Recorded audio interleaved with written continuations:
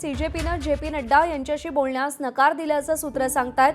आम्ही चर्चेला तयार आहोत, पण सीजेपी चर्चेसाठी पुढे येत नाहीये असं केंद्र सरकारचं म्हणणं आहे। जेपी नड्डा चर्चेत नको तशी भूमिका सीजेपीनं मांडलेली आहे।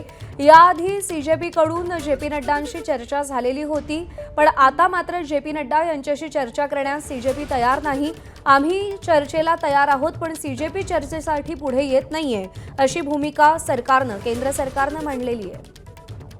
सोमेश कोलगे आपले प्रतिनिधी आपल्याला अधिक अपडेट देतील। सोमेश, या आधीची चर्चा जेपी नड्डांसोबतच झाली होती सीजेपीची, मग आता जेपी नड्डांसोबत चर्चा करायला सीजेपीचा नकार का?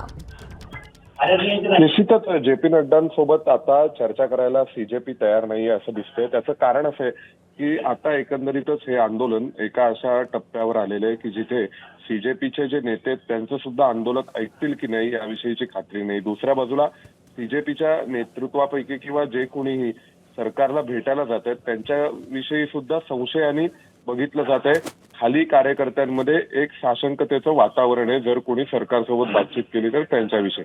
त्याचं कारण असं आहे की एका बाजूला काही कार्यकर्त्यांकडून 20 तारखेला मोठ्या प्रमाणावरती लाठीचा मार झाला आणि त्या दरम्यान त्या कार्यकर्त्यांवर लाठीमार झाला आणि त्याचा परिणाम म्हणून अनेकांना जखमी व्हावं लागलं। तर दुसऱ्या बाजूला काही जणांचा असाही आक्षेप होता की याचे जे नेते आहेत आंदोलनाचे ते मात्र या सगळ्यात रस्त्यावर उतरले नव्हते, त्यांनी लाठ्याकाठ्या खाल्ल्या नाही।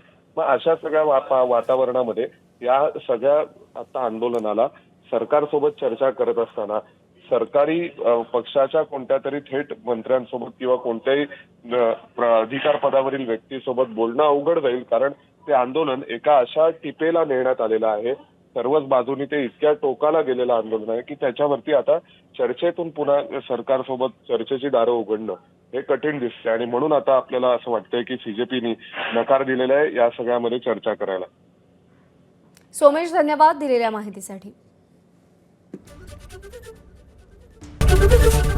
एबीपी माझा, उघडा डोळे बघा नीट।